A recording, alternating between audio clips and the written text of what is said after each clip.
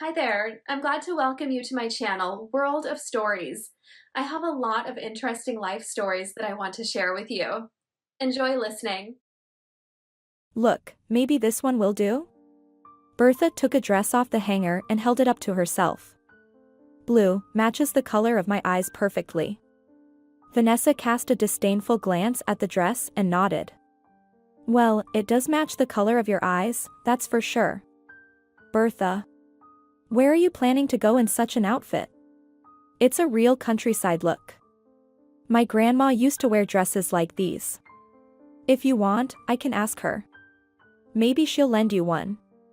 The saleswoman, who hadn't heard her last words, rushed over to the girls. Please, please, choose something. She smiled. Turkish quality items just came in this week. No, thanks. We don't need anything. Vanessa replied, snatched the dress from Bertha, placed it on the counter, and pulled her friend aside. Bertha, are you serious? Trying to mock Harry? It's his birthday after all, not a masquerade ball. You know I have no fashion sense at all, especially when it comes to dresses. I'm used to wearing jeans. What do you think? Maybe we should look for some fancy pants instead? They do exist. Anyway, I don't even know how to wear a dress, I'll put it on and embarrass myself. Vanessa looked sternly at her and asked. Do you want Harry to like you or not? If you do, you need to be more feminine. Guys like Harry love beautiful girls, and now look at yourself, you look like a real boy. I have long hair, Bertha tried to defend herself from her friend's criticism. I'd argue about the hair too. Your hairstyle is just not suitable, Vanessa retorted. Alright, we'll think about that later. First, let's deal with the dress. They walked past the stalls, and Vanessa criticized everything that caught her eye. Bertha couldn't get a word in edgewise. Vanessa didn't like any of the dresses. Some seemed vulgar, others tasteless, and the rest were out of fashion from the last century. I don't understand. Why couldn't you just go to a store? Vanessa muttered. Who shops at markets these days? What can you find here? You know I don't have money for a store, Bertha replied, feeling embarrassed. I spent almost everything I had on a gift for Harry. And you bought a silver chain instead of gold, Vanessa smirked. Bertha. It's time to learn that guys like Harry don't wear silver, only gold, or even better, platinum, which is even more impressive. Bertha fell silent and asked. Vanessa. Why do you keep saying this phrase all the time? Guys like Harry? What do you mean by that? Well-off guys, her friend replied. Believe me, a silver chain won't surprise him or touch his heart. I bet no one has given him such gifts before. I just couldn't afford gold, Bertha mumbled. And besides, isn't love more important than money? If Harry chose me, then my status doesn't matter. We love each other, and that's enough. Vanessa rolled her eyes, as if she were talking to an unreasonable child. I still don't understand why you couldn't just take Harry to a store. I could have hinted that it wouldn't hurt for you to dress up a bit. I bet he wouldn't refuse you.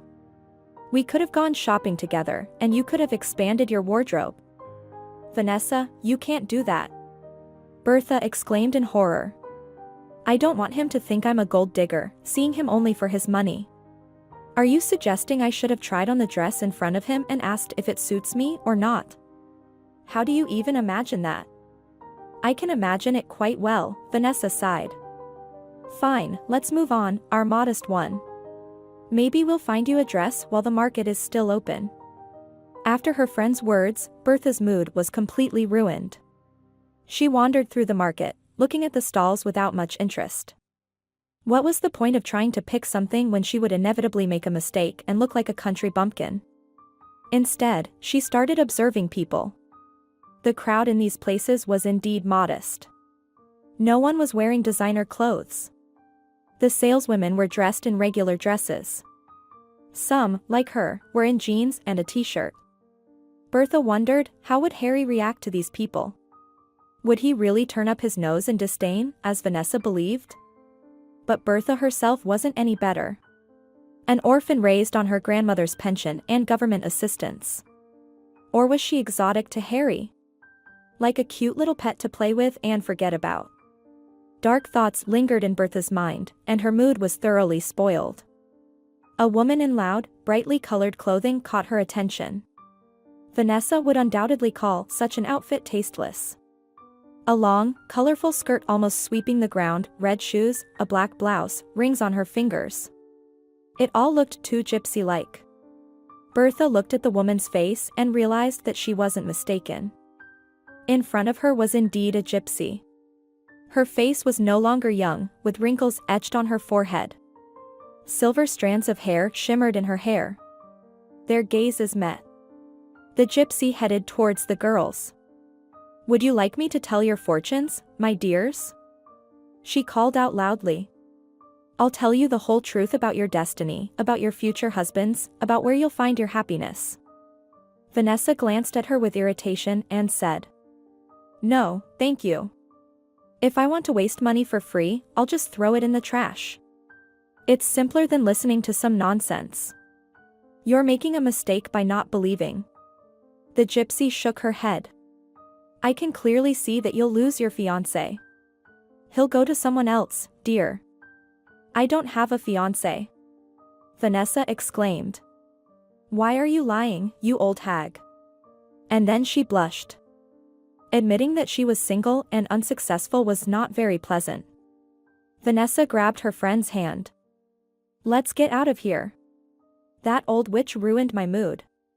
"But she didn't insult you," Bertha timidly protested, struggling to keep up with her.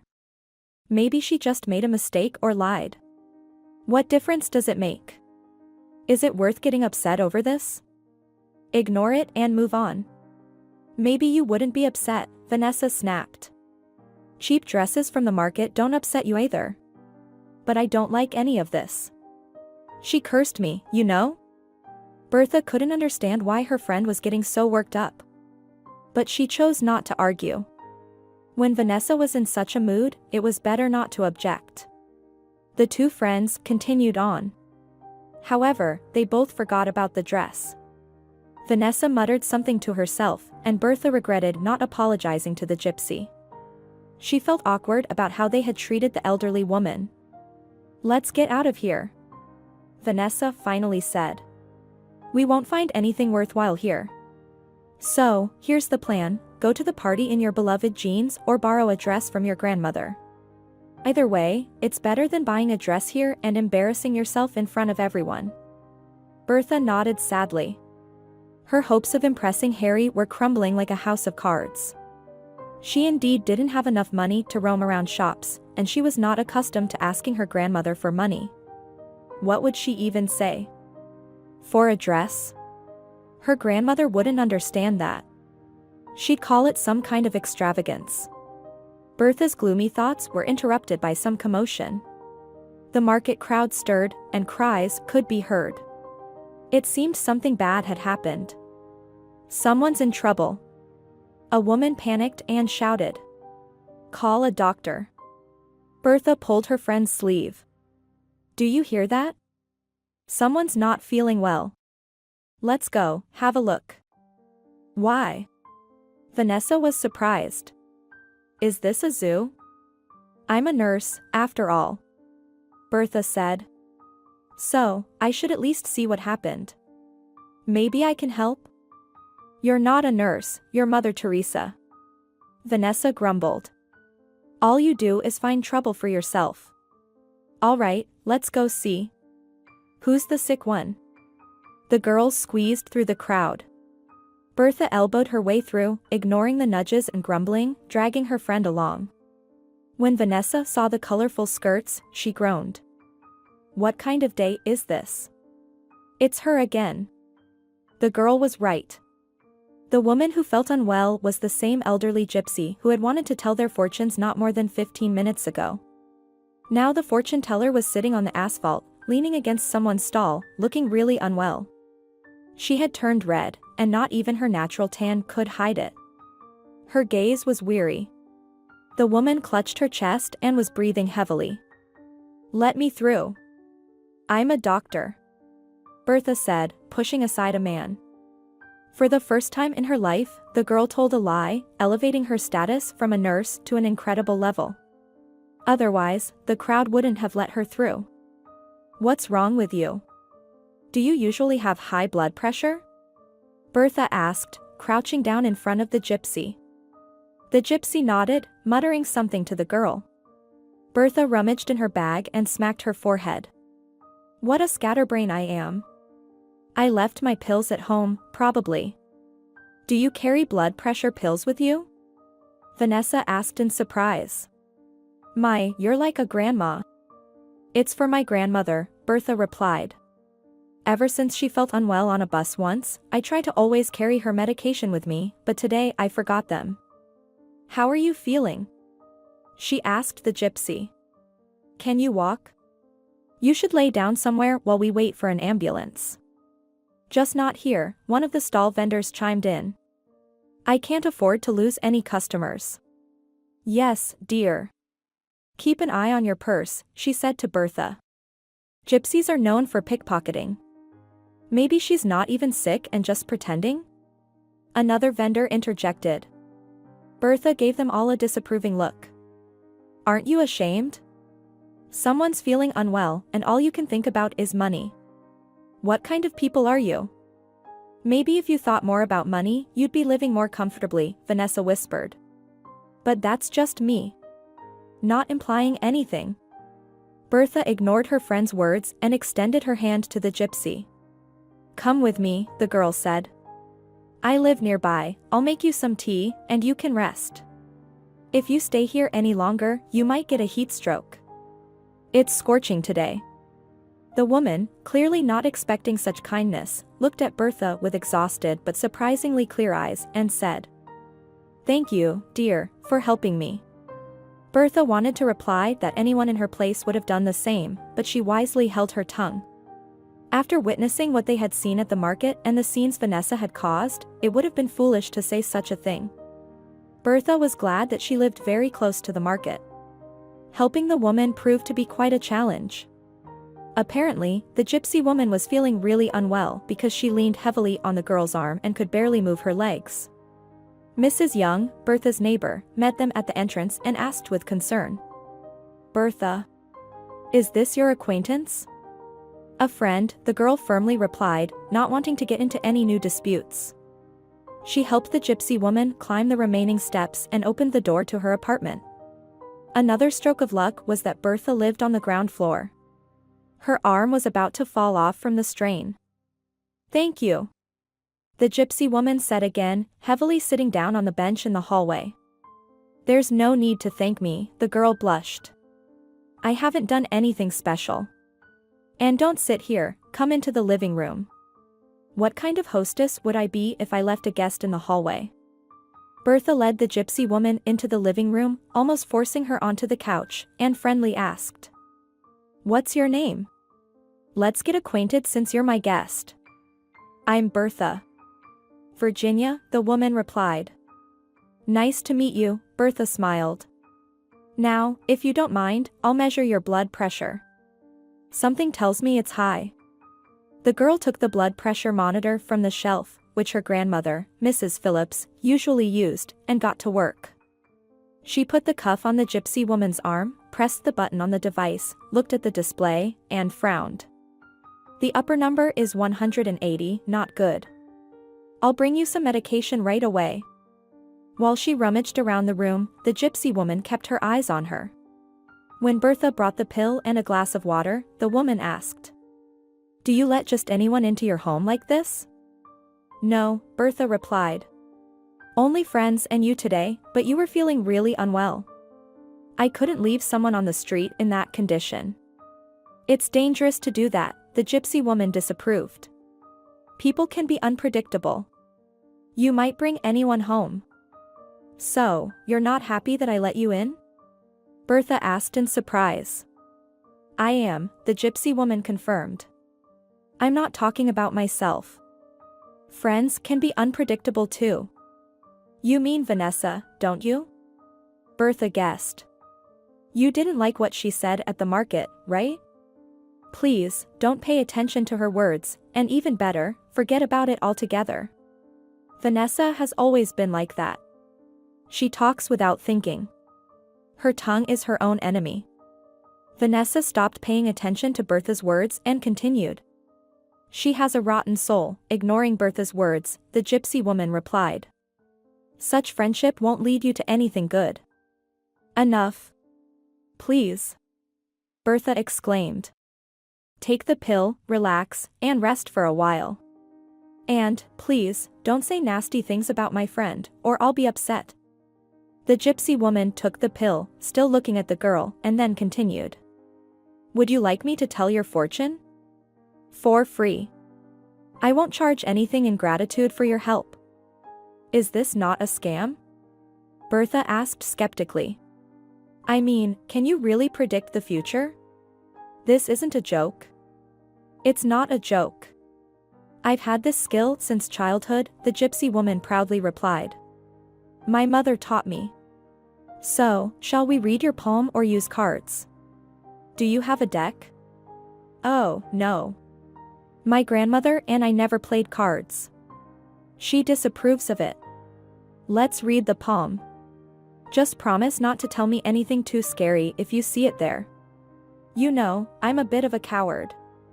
She pulled up a chair and sat across from the gypsy woman. The girl's small palm disappeared in the gypsy's tanned hands. The woman stared at the lines on Bertha's palm for so long that it made Bertha nervous. What do you see there? She whispered. The gypsy woman looked into her eyes and smirked. You don't believe in anything, do you? All right, I'll tell you. You won't have much luck with suitors, just like before.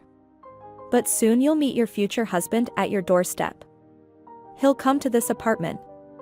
Boys never paid attention to me, Bertha confessed, feeling embarrassed. But that's changed now. One finally noticed me. He's my future husband. You haven't met him yet, the gypsy woman repeated. This guy is not your destiny. Well, okay, Bertha bit her tongue and decided not to argue. Go on, tell me more. There's a danger to you from water, the gypsy woman continued. Stay away from it, you could perish. I'm not a good swimmer, Bertha confirmed. Or rather, I swim like a stone to the bottom. Thanks for the warning, I'll stick to the shallows with the kids. However, the gypsy woman seemed to pay no attention to her words and kept muttering. She traced her finger along some line on the girl's palm and said. Death threatens you, and a woman with red hair will be to blame. Your friend. Bertha got upset and pulled her hand back. You're talking about Vanessa again? She asked in irritation. I told you not to bring up that topic. But I promised not to lie, the gypsy woman remarked calmly. This girl won't lead you to anything good. She's planning to harm you. First, you said I would drown, and now you say my friend will kill me. You're confusing yourself, Virginia, and you want me to believe you? The gypsy woman looked at Bertha with her black, coal-like eyes and remained silent. Bertha sighed. Are you feeling better now? Can you leave? If yes, I'd like you to go. I'm really upset with you. Virginia didn't argue further, got up, and headed for the door. Just as she was about to leave, she turned around and said. But still, remember what I just told you. About your friend and your future husband. Be careful. Bertha closed the door behind her and leaned wearily against the wall, her head spinning. Vanessa, Harry. The gypsy woman seemed determined to tarnish the most precious people in her life, and she had almost succeeded. For a brief moment, doubts crept into Bertha's heart. However, the girl knew that the gypsy's prediction was a lie from start to finish. Without these two, Bertha would never have been happy. Bertha met Harry through Vanessa, or rather, she would have never met him without her friend's help. She was not good at such things at all, as she told the gypsy. Neither during her school years nor at discos did boys pay much attention to her. Bertha was not a plain Jane, but she wasn't considered a beauty either. She had shoulder-length hair, average height, and hardly used cosmetics. But her main problem was that Bertha felt shy around boys, apart from Evan, who had carried her backpack in the 6th grade. She had never been in a relationship and simply didn't know how to act around them. Vanessa, on the other hand, was always drawn to adventures. We should have called a taxi. Vanessa muttered angrily at the bus stop that day. Why did I listen to you and wait for this bus? We could have been home by now. Call one now, Bertha suggested hesitantly. It's not completely dark yet. It's too late now, Vanessa argued. Who travels to that hole in the middle of the night? Then we should have left earlier and taken the bus, Bertha remarked. If you hadn't been chatting with that guy. The girls decided to walk towards the city. It was getting dark, and the road was becoming increasingly gloomy. Vanessa had cursed her decision to take a trip to her ancestral home, as she called her parents' country house. It wasn't the sudden urge to work on the land that led her there. No, it was the river, the beach, and the country boy Jerry, clear-eyed, shy, and looking at her in a way that made her melt. She took her friend Bertha along just for company. I'll look silly if I go to the beach alone, she told Bertha. Everyone will immediately figure out that I came hunting. But if the two of us go, no one will even think of criticizing me. 2 friends came for sunbathing. Jerry won't even notice, and I'll end up in his arms. Bertha wasn't too fond of the idea. She suspected she would look silly wandering alone on the beach while Vanessa chatted away with her suitor. You're making all of this up, her friend said categorically, but then changed her tone. Bertha, please, come with me. If you want, we can find someone for you too. I'm sure Jerry has plenty of friends. I don't need anyone to find me a date, Bertha argued. I've seen those friends of his. All bulging muscles, as if they just came from the gym. I'll look ridiculous next to them. Vanessa decided not to insist. Suit yourself, she said. But you'll come with me, right? You can take a walk on the beach or, I don't know, pick some flowers or something. It turned out that Bertha spent the whole day wandering along the shore, suffering from boredom and occasionally glancing sideways at her friend. Vanessa chatted with Jerry, kissed him, and seemed to forget about everything else. Deep down, Bertha envied Vanessa, her ease in starting romances, her beauty, and her natural charm. Bertha felt like she would never be liked by anyone, except maybe by some lonely mechanic in his 40s who shouldn't hope for anything more. As the evening approached, around 7 o'clock, Bertha started to glance at her watch with increasing concern. The sun was slowly setting, and the last bus was about to leave. She couldn't bring herself to approach her friend and tell her about it, but there was no other choice. When there was very little time left, she finally approached Vanessa and said, "We need to go. It will get dark soon." Vanessa looked at Jerry and grinned. "Nighttime adventures, my friend, right?" Jerry chuckled in agreement. At that moment, he didn't seem attractive or stupid to Bertha, he was just a layabout wasting his time at the beach. Vanessa glanced at her watch, and her expression changed. "We're late, Bertha. Why didn't you say something earlier? We'll have to spend the night here." Jerry chuckled again, but Vanessa didn't pay him any attention this time. She jumped up abruptly and started folding the blanket. "Sorry, Jerry," she muttered. "If only you had a car. I could stay here until midnight, but I have to work in the morning. You understand." After giving the guy a few airy kisses, Vanessa ran to the bus stop, with Bertha struggling to keep up. The girls reached the road just in time to see the bus disappearing into the distance. "What do we do now?" Vanessa moaned. "We have to walk, honestly." Bertha examined the outdated schedule on the wall closely. "Look, there should be another bus," she said. "Let's wait a little longer." The girls settled down to wait. Time passed, it got darker, but there was still no sign of the bus. An elderly woman passing by informed them that the schedule had expired a month ago, and the earliest they could catch a ride to the city would be in the morning. Vanessa fell into despair. "I'll definitely get fired," she complained. "Mr. Brooks doesn't forgive tardiness. Maybe we can spend the night at your parents' country house?" We can leave in the morning with the first bus, Bertha suggested. Can't you make it on time? I won't make it, Vanessa replied. Some idiot came up with this schedule. The bus only leaves at 7 o'clock and I still have to travel to the other end of the city. Only a helicopter could help me now. With no better plan, the girls decided to walk to the city on foot. They had about 10 kilometers to go, and Vanessa kept complaining the whole way. She was worried her legs would give out, that they'd get hit by a car, or that it would start raining. The last prediction came true. It started drizzling.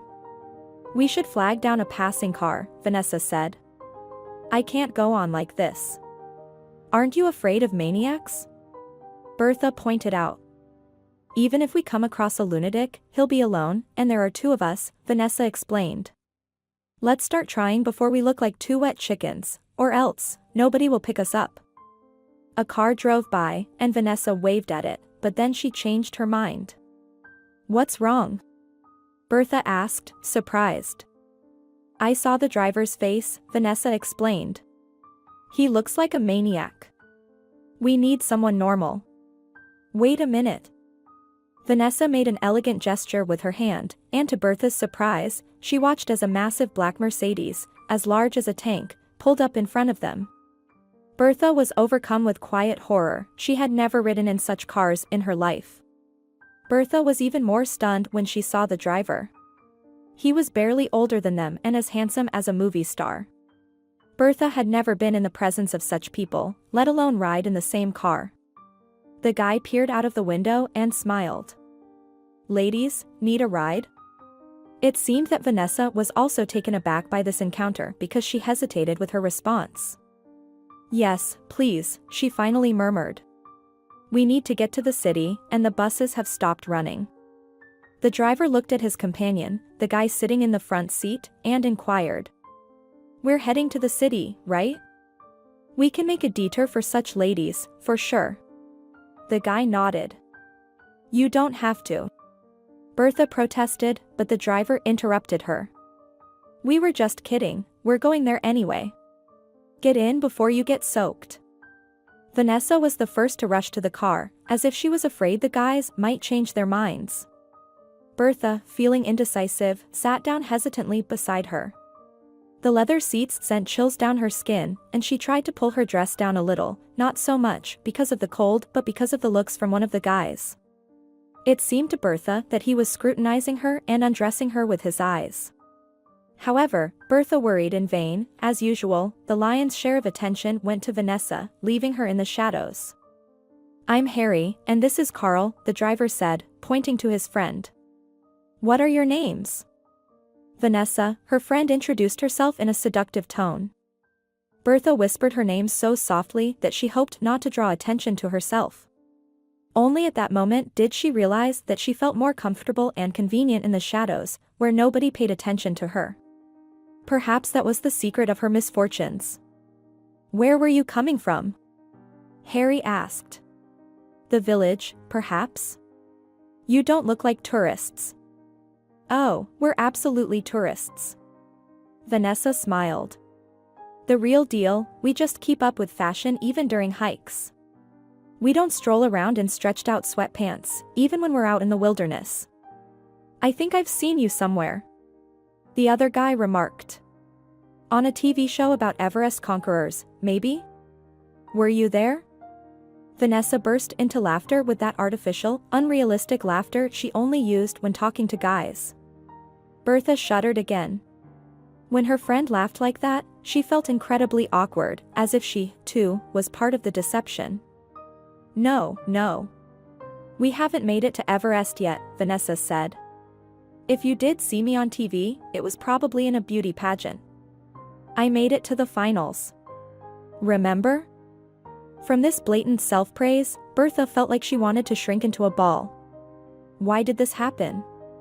Someone else was spewing nonsense, but she felt ashamed. In the rearview mirror, Bertha unexpectedly met Harry's gaze. To her surprise, she sensed sympathy in his eyes. And where do you study? Harry asked. Or do you work? We've learned quite a bit about your friend, but we know nothing about you. All eyes turned to Bertha. Carl and Vanessa immediately stopped their conversation. Bertha felt 100 times worse than a few seconds ago. Her face started turning red. "She's a nurse," Vanessa said, her voice carrying a hint of disapproval. "She works at a clinic." "A nurse in a clinic?" Carl exclaimed happily. "Why didn't you say so? Then I'll make sure to get sick and come see you. I'll start feeling unwell tomorrow at 7 o'clock sharp. Where should we meet?" Bertha's cheeks were on the verge of igniting, along with the car and her dress, but luckily, Harry came to her rescue. "Enough." He pushed his friend. "Can't you see your jokes aren't making her happy?" To Bertha's surprise, Carl suddenly fell silent, apparently deferring to Harry as the leader of their group. Bertha looked at him with gratitude. To be honest, she hadn't expected help from a guy like him. As far as she could remember, all the handsome guys she had encountered in her life were conceited and often unpleasant, and she always tried to avoid them. Yet here, unexpectedly, was a guy who showed some concern for her. Or was she just so pitiful that she elicited sympathy even from someone like him? Compared to Vanessa, anyone would look less appealing. "Where can we drop you off?" Harry asked as they arrived in the city. "Give us your addresses. A taxi will take you home in style." No. "We can manage on our own," Bertha protested. "Just drop us off at the bus stop, and we'll catch a bus." "Bus?" Carl grimaced. "We don't even recognize that word." "Right, Harry." Vanessa also gave her friend disapproving looks and provided her own address. "I'll get out there too," Bertha hurriedly added. Even if it meant walking a few stops from her friend's place to her own, she was willing to do it. Anything was better than being alone with those guys and listening to Carl's new jokes. When the Mercedes sped away, Vanessa pounced on her friend. "Why were you so stiff?" she asked indignantly. "You couldn't crack a joke or even laugh. You spoiled the entire atmosphere. You know I can't interact with guys as easily as you can." Bertha defended herself. "Especially with guys like them. I felt out of my element the entire way." "So, you did notice that he's something?" Vanessa asked. "Carl?" "But he had acne all over his face." "He seems sick or something," Bertha wrinkled her nose. "What Carl?" "I'm talking about Harry," her friend replied. "The handsome blonde one. He's exactly my type." "So you liked Harry?" Bertha was surprised. "Then why were you flirting with Carl?" "It's all about the darkness." Vanessa smirked. "It's the golden rule of seduction. If you want to interest a guy, first get his friend interested. Men are like that. If they see that someone likes you, their interest awakens too. It means you're a catch. Watch and learn, Bertha. You'll go far." "But they didn't even ask for our phone numbers," Bertha pointed out. "So, they won't see us again. This acquaintance will end before it even begins. In other words, it's nothing." "Don't give up so easily," Vanessa stopped her. "I left a note with my phone number on the back seat. If they want to, they'll find us. So don't be so downhearted too soon. Who knows what the future holds." Vanessa waved to Bertha and, muttering something to herself, headed to her home. Bertha watched her friend go, simultaneously admiring and disapproving of her actions. Jerry had been forgotten. Vanessa had a new guy on her mind. And there was also that note. To Bertha, it seemed almost indecent. However, could she judge her friend when she herself had achieved nothing in life? Perhaps this was how she should behave? Cheerfully, carefree, without worrying about what others thought. Bertha felt a fleeting pang of envy. In her imagination, she could already see Vanessa in a white dress, standing at the altar next to Harry. Her friend always got what she wanted, and this time was unlikely to be an exception. Throughout the next morning, Bertha continued to think about it. Dressed in a white lab coat, shuffling patient cards in the clinic, she was almost deaf to what was happening around her. "I'm scared," stammered a little boy as he entered the office. Bertha snapped out of her thoughts and smiled at him. There's no need to be scared. She reassured the child. Our kind doctor, Mrs. Cox, won't give you any shots. She'll just listen to your breathing. It doesn't hurt. The boy looked at her skeptically and put his finger in his mouth. Bertha smiled at him and ruffled his hair. She loved her job and never got tired of it. Vanessa scolded her for working in a boring clinic for no reason, but Bertha felt that she was in the right place and went to work with joy. When the boy and his mother left the room, Mrs. Cox looked at her watch. Looks like we're done for today, she said. I'm off. I have some errands to run. Could you take the patient cards to the reception? Bertha nodded. Of course, Mrs. Cox. I'll take care of it. She was lucky with the doctor she worked with. The pediatrician she assisted was a kind, compassionate woman who often didn't mind doing some of the paperwork herself. They understood each other without many words. An unusual silence settled in the room. Bertha absent-mindedly shuffled the patient cards, lost in thought. She recalled the way Harry had looked at her, how he had defended her against Carl. All of this had happened recently, but it seemed almost unreal to her. She couldn't believe that the incident in the car had happened to her. It seemed that Bertha was too lost in her thoughts because she started to have hallucinations. As if in reality, she heard the voice of the guy saying, "Hello? I finally found you." Bertha looked at the door in astonishment. There, in person, stood Harry. He looked at her with the same gaze she had been thinking about all morning, smiled, and waved. Bertha stared at him in shock. The palm of his hand was concealed under a thick layer of bandages, and it looked scary. My goodness. What happened? She asked, her voice shaking.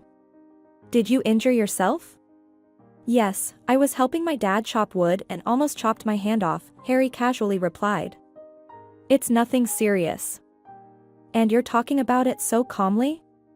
Bertha was surprised, unable to take her eyes off the bandage. You could have lost your hand. What does the surgeon say? Is everything okay? Did they stitch it up? That's the thing, I haven't been to any surgeon, Harry replied. I thought if any of my friends was a medic, it would be better to go to them right away. I don't trust unfamiliar doctors. You came to me for help? Bertha asked with a trembling voice. Harry dramatically looked around the room. Who else would I go to? Do you see any other doctors in this office? No, but I'm not a surgeon, and I can't, Bertha sighed and approached him. Fine, I'll take a look at your hand. I'll do what I can. Trembling with excitement, she began to unwind the bandage. In all her medical practice, she had never seen more blood than 1 or 2 drops from injections or minor accidents with her young patients. She had successfully forgotten her educational trip to the morgue and forced herself not to remember. And now, a wound from an axe. Wait a minute. How did Harry's hand remain intact, and why were the bandages perfectly clean, as if they had just been taken out of the package? Bertha unraveled the bandage and stared at the guy's hand. It was tanned, smooth, without a single cut or bruise. She didn't have hands like that. Her own domestic cat, Tom, was always scratching her. Bertha looked at him questioningly. And where's the wound? Surprise, Harry grinned. I had to find a reason to come to the hospital to see you. They were already giving me strange looks at the reception when I started asking about you. You were asking about me at the reception? Bertha asked in amazement. She could only imagine what they must have thought of her there. The girls working at the reception were just as gossipy as Vanessa, if not worse. They had probably already drawn certain conclusions about the two of them. Although what exactly could they have thought? Bertha herself couldn't fathom why this guy had come. She decided to ask him about it. Dropped by for a hospital tour. Harry smiled. And, of course, I wanted to see you. Combine the pleasant with the useful, so to speak. Bertha didn't know what was pleasant and what was useful in this situation but preferred not to inquire further. Harry's presence had a strange effect on her, as if champagne had gone to her head. She both wanted to escape the room and stay at the same time. However, even if she wanted to escape, she couldn't. Harry blocked her way. "You can't stay here," the girl murmured. "This is the pediatrician's office. Only parents come here with children. If someone sees you here, I'll say I came here with a bratty kid and forgot the prescription for his medicine," Harry continued for her. "With my son." "Well, no. With my brother. Kids my age are too much." Bertha thought that during his school years, Harry was probably quite a rascal, given how effortlessly he came up with excuses. But she continued to glance anxiously at the door. She felt that a whole line of curious colleagues had probably already formed there. And what if Mrs. Cox entered, forgot something and came back? What then? Bertha doubted that the excuse about the forgotten prescription would work in that case. The pediatrician knew all her patients and their parents by sight. She would definitely remember such a striking personality as Harry. "You need to go," whispered Bertha. "Your joke worked." "Thanks, but now I need to work." "Oh no. You won't," Harry cheerfully declared. "Your friends, those golden people, told me everything. About where to find you and your schedule. Your working day ended 10 minutes ago. You are completely free." Bertha briefly wondered how this guy obtained this information. But she decided not to inquire further. Harry must have charmed the girls at the reception, just like he had charmed her and Vanessa. Golden mountains and breathtaking looks, a perfect combination. With these attributes, one could achieve anything. Harry, unaware of her confusion, said, "I have a plan. We'll go to a cafe right now. You love pastries, don't you?"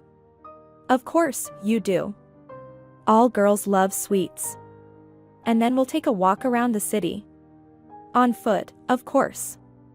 I noticed that my steel steed didn't make a great impression on you." "Your car is just very large," Bertha replied, blushing. "You know, there's something called claustrophobia, a fear of enclosed spaces, and there's something similar in reverse. I have the latter. I felt really uncomfortable in your tank." "Tank," Harry repeated, apparently quite flattered by the comparison. "All right, we'll work on those legs. So, what do you say? Say goodbye to your hospital work and let's go. We've been standing here for too long. We can't waste any more time." Walking through the corridors in Harry's company, Bertha felt very self-conscious. She felt like everyone was looking at her, or rather, at Harry. Young mothers with strollers, doctors, and even the janitor, Aunt Lucy, stared at them in amazement. How could such a vibrant personality have landed in their midst? What was even more astonishing was that it was Bertha who was walking alongside him. After all, if you thought about it, this guy could have chosen anyone, but he had chosen this simple girl. Once they were outside, Bertha breathed a sigh of relief. Harry interpreted her sigh in his own way. "Did you have a tough day?" he asked sympathetically. "Working with kids must be challenging." "Not at all. I love little ones," Bertha replied, nervously fiddling with her fingers. "I just find it amazing that you came to see me. It was so unexpected." "What's so strange about it?" Harry shrugged. "We didn't really get to know each other in the car. Your friend and my friend, the chatterboxes, didn't stop talking. So I decided to make up for that. I picked a moment when they wouldn't be around. It's amazing that you chose me and not Vanessa." Bertha thought. She'll be devastated when she finds out. Deep down, she was a little worried about how her friend would react.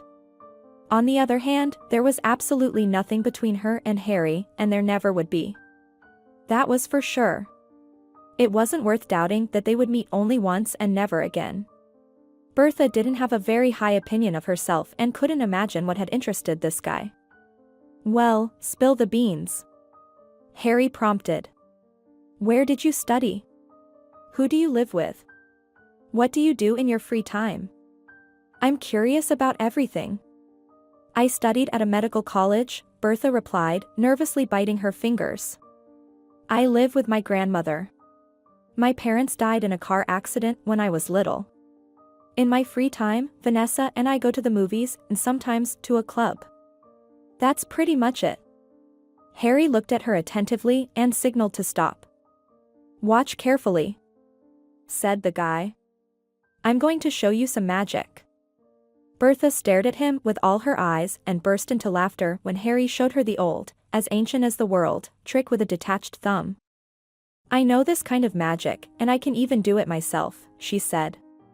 I learned it in kindergarten. Harry smiled contentedly. Well, there you go. I finally heard your laughter. That's where the magic was. Managing to make the not-so-cheerful queen smile. So you tricked me? Bertha protested. I had to. Harry replied. What won't one do to make a girl smile? Bertha looked at him and suddenly felt relieved. Just like a little boy, honestly. And she had been afraid of him? Yes, Harry was no different from the guys she went to school and college with. If you ignored the huge car, which could compete in cost and size with the clinic director's car, the guy was quite ordinary. He didn't act conceited or put himself above her. All right. It's your turn now. She suddenly gained confidence and said. Tell me about yourself. Are you studying or working? Where do you live? What if I don't want to answer? Will you show me a magic trick then? Harry chuckled. With immediate disappearance. Bertha confirmed. So, let's speak the truth to each other. You already know something about me. My life consists of injections, patient records, children's laughter, tears, my grandma, and Vanessa. And me? Harry inquired. The girl shook her head. Not yet. I haven't created a patient card for you yet, so to speak. Should I start from kindergarten, or can it wait? Harry asked, but met Bertha's reproachful gaze and waved his hands. All right, all right. I'll tell you everything. I went to a prestigious high school in the city center. You know, where everyone walks around with those pompous expressions, as if they're destined to become politicians. Then I went to university. In the capital, of course. Bertha clarified. No, in our city. Harry corrected. Why would I go to the capital when all my family and friends are here? I graduated as an economist. Then my dad hired me at his company. So far, I'm just a fetch and carry guy, but with prospects. I've been working there for 2 years now, and it's pretty boring. Vacations in the Dominican Republic and hanging out with friends save me. Some of them have country houses, I visit them. But mostly, I just hang out in the city. In adult life, I'll tell you, there's nothing interesting. I look at my dad, and it's hard to believe that one day I'll take his place. I'll walk around all important, bossy, and shout at everyone. Then I definitely won't want to live. Bertha looked at him and struggled to hide her amazement. Boredom? Harry called the life that her friends and acquaintances could only dream of boring? For example, she had no idea where the Dominican Republic was located. Harry was flying there like it was his second home. And his friends' country houses were probably nothing compared to Vanessa's mansion. Bertha thought that if she had that kind of money, she wouldn't waste a single second on being bored. She would constantly savor that life, striving to experience as much as possible. Harry seemed to have read her thoughts and suggested. Shall we stop hanging around the hospital yard and go to a more interesting place? Where to? Hesitatingly asked Bertha. To an interesting place. Harry answered confidently. Don't be afraid. These are ordinary people here. And if anyone gives us a dirty look, we'll show them up. How so? Bertha cautiously inquired. We'll beat everyone in bowling, Harry proposed. In billiards. Basically, in everything they have here. That would be nice, but I don't know how to play either bowling or billiards. Only a tic-tac-toe, Bertha said hesitantly. So what's the problem? Harry shrugged. It's never too late to learn. Bertha did indeed have a wonderful day. Very soon, she forgot that she was an outsider in this complex, that she didn't belong here. She stopped fearing judgmental looks. But then again, who would dare to do that when Harry was by her side? He didn't deceive her. Bertha excelled at bowling, tried her hand at billiards, and even took a boat ride. What more could she wish for? Perhaps a delicious dinner after all these activities, and the restaurant had that too. Bertha completely forgot why she had ended up here in the first place. Absent-mindedly spearing another piece of fish with her fork, she took her phone out of her bag for the first time in hours and froze. 20 missed calls, all from her grandmother, and a few messages from Vanessa, plus one from the girl from the admissions department. The grapevine had started working, and the gossip mongers were curious. Who was that handsome guy who came running to her in the pediatric unit?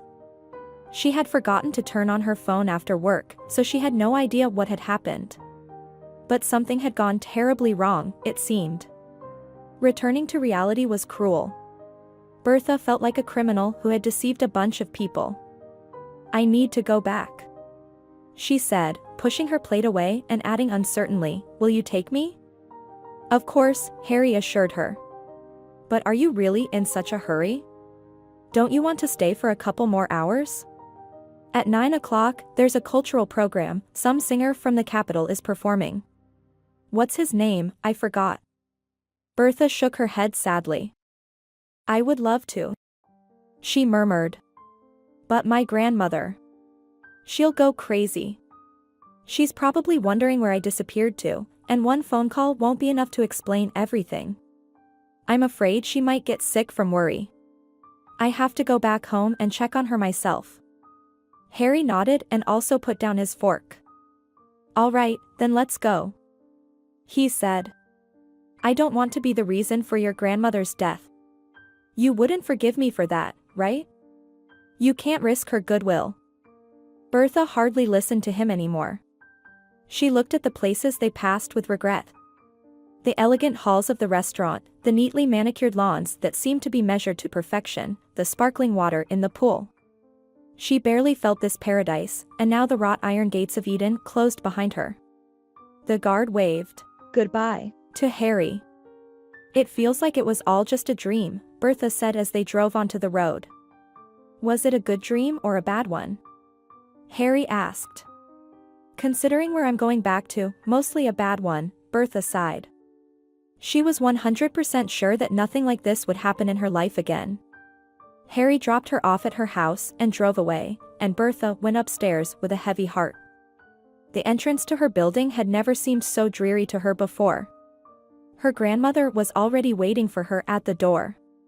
Where have you been, Bertha? Mrs. Phillips pounced on her granddaughter. Vanessa and I were worried sick. I called your friend, asked her where you were, but she didn't know anything. You didn't answer your phone. How are you going to explain all of this? Explaining was indeed difficult, especially since Bertha had never kept any secrets from her grandmother and her friend. She decided to tell the truth. I met a guy, Bertha confessed. I'm sorry, Grandma, I forgot to tell you. It all happened so unexpectedly. Mrs. Phillips clutched her heart and sighed. So it begins. Well, I always knew that something like this would happen sooner or later. Ever since Vanessa started dating Larry in 9th grade. Come on. Don't break my heart. Tell me, who is he? It's really hard to explain, Grandma, Bertha said with enthusiasm. I think this guy is an angel. At least, it's as if he fell from the sky right onto me, and today he took me to heavenly places. There was a river, bowling, and even a mini zoo with peacocks. It was magical. Mrs. Phillips looked at her with wide eyes, and Bertha couldn't tell whether there was more concern or admiration in them. Oh, my dear girl.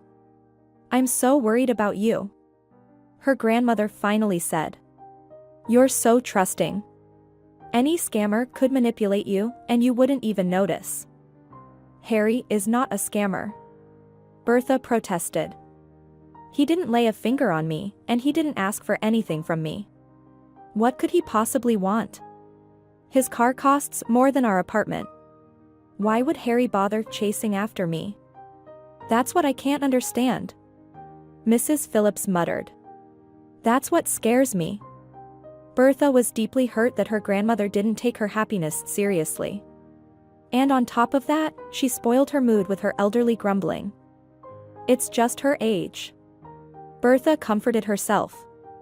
Elderly people have seen a lot in their lives, so they're afraid of everything. They think that since there's been a lot of bad in their lives, nothing good will ever happen again. But the good thing is right here, it found me all by itself. It came to me right in the hospital. That night, Bertha couldn't fall asleep for a long time.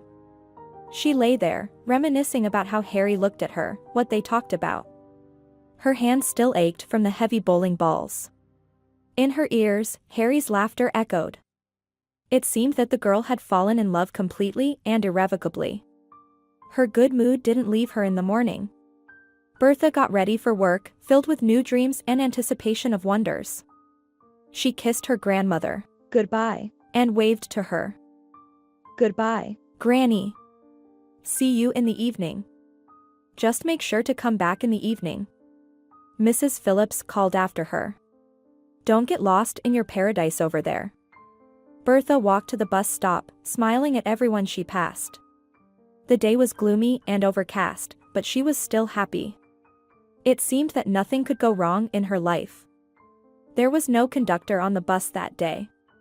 Passengers exited through the front door. The driver, a young man with a simple and kind face, noticed her cheerful mood and smiled. "I was wondering where the sun went today, and it turns out it's riding in my bus," he said. Yielding to a sudden impulse, Bertha reached into her purse and pulled out a piece of pie her grandmother had given her for lunch. "This is for you," she said, handing the bundle to the driver. "So your day goes even better." The young man looked at her in surprise. "Thank you. I wish you a great day too." Bertha winked at him and headed towards the clinic. Her heart continued to sing like birds in spring. However, at work, she had to put her thoughts of happiness aside. She couldn't float on cloud nine when dealing with patients. Besides, the girls from the admissions department were desperately trying to get information out of her. The phone in her office kept ringing incessantly. "We're working," Bertha said, slightly annoyed, glancing at Mrs. Cox. "Please stop calling here." "Who is it?" the woman asked, distracted from her paperwork. "Nobody," Bertha replied tersely, then quickly changed her tone. "I mean, it's Marley from admissions. They've lost a patient's card and can't find it." Bertha sincerely hoped that Mrs. Cox was not yet aware of the news about the new nurse's romance. However, her hopes were very weak. Local gossips had probably already exaggerated her walk with Harry into a full-fledged wedding. The worst part came after work when Bertha met Vanessa. She knew in advance that the news she had to deliver would cause a commotion, but she didn't expect it to be this bad. "Tell me, where were you?" her friend asked as they sat down on a bench in the park. "Your grandmother bombarded me with calls. She said you disappeared. She almost thought you were kidnapped by bandits. I was so worried." Bertha desperately searched for the right words. She didn't know how to answer, and Vanessa stared thoughtfully into the sky. "Carl called me," she said. "What a disappointment." "Carl?" Bertha was surprised. "Harry's friend?" "Yes, him. We talked all evening. He's not bad, promising, although not handsome," Vanessa muttered. "But his father is the chief procurement officer in some top-notch company, and he's going to get his son a job there. Carl, as a fiancé, is quite decent. But still." Bertha remained silent, not knowing how to comment on this statement. Her friend sighed with disappointment. "Too bad Harry didn't call. I was hoping he would find my note. After all, he's better than Carl. Such a handsome guy." Bertha decided to tell her. "I saw him." "Of course, you saw him," Vanessa replied absent-mindedly. "We rode together." "No, you didn't understand me. I saw him yesterday. I met Harry again, Bertha said. She was nervous about what would come next. Vanessa stared at her, eyes wide. Are you kidding? Where could you have seen him? He probably never walks anywhere, right? He's driving around in his Mercedes everywhere. Harry found me himself, Bertha explained. He came to my clinic, found out my office number, and that's how it started. You can't be serious. Vanessa said incredulously. He found you and took you out all evening? Yes, he said he didn't have a chance to properly introduce himself in the car, so he stopped by. So, you were with him the whole evening? Vanessa asked, shocked. Where did you go? To the enchanted castle. We played bowling and billiards there. It was amazing. Thanks to Harry, I've become quite a master now. Let's go play at the cultural center sometime, you and me, on the lanes there. Vanessa seemed not to have heard her. She continued to stare at her friend and shake her head. Did Harry call you? She repeated, almost like a mantra. I can't believe it. He promised to call me, Bertha added. Look, it's him right now. He remembered and is already calling. Vanessa watched in anticipation as Bertha took out her phone. Hello, Harry. How are you? Bertha cheerfully greeted him. What am I doing? I'm sitting in the park with Vanessa. She says hello to you too, she whispered to her friend. Bertha chatted with Harry for a whole half hour and almost forgot about Vanessa, who watched her with hungry, eager eyes, catching every word. But the happiness that engulfed Bertha made her oblivious to everything, even though she probably should have paid more attention. Perhaps the seeds of future troubles in her life had already sprouted back then. Bertha continued to see Harry, ignoring the warnings of her grandmother and the taunts of Vanessa, who claimed that the rich guy wanted to take advantage of her naivety. But Bertha didn't believe any of it. Naivety? What cunning plans. Everything was fine between them, after all. They visited the elite suburban complex a couple more times, and soon Bertha felt at home there. They even went on double dates occasionally, with Vanessa bringing Carl. Bertha didn't particularly like these meetings, nor did she like Carl himself, but she tolerated it all for the sake of Harry. They often went to various cafes and restaurants, trying exotic cuisines. You're spoiling me. Bertha blushed. This might be harmful for me. Harmful? This food here? Harry looked at her plate sternly. Did you find a hair or something? Should I call the chef? No, no. Nothing like that, Bertha hastily replied. I just mean that I shouldn't get used to such dishes.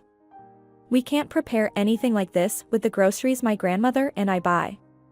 Some of the things I've tried here, I'd love to see on our table again and again. So what's the problem? Harry chuckled. Silly. We can come here again more than once. However, Bertha still couldn't believe that all of this was happening in reality. It was as if she had stepped into a wonderland where every wish came true. One day, the weather was particularly gloomy. Harry, who had come to pick her up after work, hesitantly asked, another restaurant? From his tone, Bertha could tell he didn't really want that. Of course, he was used to such settings from childhood, unlike her. It might as well have been that all these restaurant outings were a burden for him. I'm not hungry, she said hurriedly. Maybe we can just take a walk, even in this weather. If you want, we can go to my place, Harry suggested. We can watch a movie in a relaxed setting and order some pizza. Let's do that, Bertha replied with a smile, though her heart was racing. She had never been alone with Harry before, and deep down, she was a bit afraid. Vanessa and my grandmother are to blame for everything, Bertha thought angrily. They filled my head with all sorts of nonsense. I see maniacs everywhere, but it's just ordinary prejudices, scary stories for little girls. Harry lived in a separate apartment that his father had bought for him. The apartment was located in a prestigious area of the city on the waterfront, and the view from the window was simply wonderful. What a beauty! Bertha exclaimed, approaching the window. And the sunsets here must be magical. You said it. Harry agreed. It's a shame you won't see anything like that today. Clouds. But the sunrise here is fantastic too. If you stay a little longer, you might catch it. A little longer? Bertha repeated, blushing. In our case, that means staying up all night. I was just kidding. Harry laughed. Well, shall we choose a movie or order pizza first? I'm starving, honestly. While Bertha called the pizza place, Harry, standing by the computer, was clicking away with enthusiasm. She walked over to him and asked in surprise. A romantic comedy? Are you sure? I thought guys couldn't stand such movies. I'm willing to do anything for you. Harry reassured her. I'd even watch a soap opera. Soon, the delivery guy brought them pizza. They settled on the couch and started watching the movie. Bertha found it challenging to concentrate on the plot when she could hear Harry's breath next to her and feel the warmth of his hand. He put his arm around her, and although he seemed to be watching the screen, Bertha had a sixth sense that told her all his attention was focused on her. Then Harry's hand slipped under her t-shirt, and Bertha flinched away from it, nearly falling off the couch. What's wrong with you? Are you okay? Harry asked, sounding concerned. Yes, no, maybe I accidentally dozed off, Bertha replied, not knowing where to hide her gaze. Listen, it's getting late. I need to go home. It's only 8 o'clock, Harry said in surprise. I just remembered that my grandmother asked me to come home early, Bertha explained. We're cooking dinner together. Harry, I'm sorry, but I have to run. It was fortunate that the apartment was dark, and the guy couldn't see her cheeks burning. Bertha quickly dashed out of the door, not listening to any more questions or Harry's offer to give her a ride home.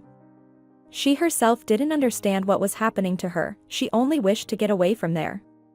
Later, at the bus stop, her cheeks flushed again, but for a completely different reason. Bertha regretted how she had acted like a fool and ran away without explaining.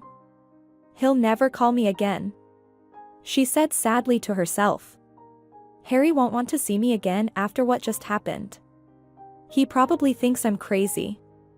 The bus arrived, driven by the same driver whom she had once treated to a pie. The driver saw Bertha and smiled, but that smile quickly disappeared from his face. He probably noticed that the girl was in a terrible mood. He raised an eyebrow inquisitively, but Bertha pretended not to notice his gaze and walked further into the bus. After all, what could she say? She didn't want to tell a random person that her boyfriend had tried to hug her, and she got scared like a little girl. Vanessa had a similar reaction when Bertha shared her feelings with her. You've got to be kidding, friend. Vanessa shook her head. You ran away after a hug? Tell me you've never even kissed. We've kissed, Bertha admitted. But those times were different. We were at a bowling alley or a restaurant, or on the street. In one of those places where there were other people around. But today, everything happened so unexpectedly, and we were completely alone in his apartment. I got scared. In short, you understand. I don't understand, Vanessa argued. And I won't be able to understand, no matter what you say. It's like a kindergarten. To please a guy like that and blow it all. No, I just can't get it. Of course, Vanessa couldn't understand Bertha's feelings. Vanessa had changed boyfriends like gloves even in high school. If she were left alone with Harry, she would have been thrilled. That evening, Bertha found it difficult to pretend that everything was fine. She didn't tell her grandmother about what had happened, so as not to worry her unnecessarily. But putting on a happy face, which hadn't left her for a whole month, was impossible. Finally, when she entered her bedroom, Bertha buried her face in the pillow. Her phone immediately rang as if it had been waiting for this moment. She hesitated for a long time before answering it, but eventually did. Hello, she whispered. Hi again. Harry responded. I wanted to make sure you got home okay. You ran away so unexpectedly.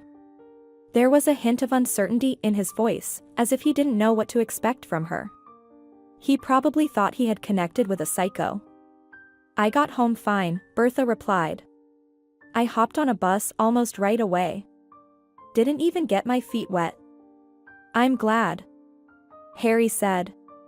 It felt awkward, you know? I have a car, but I couldn't drive you home. Everything's okay.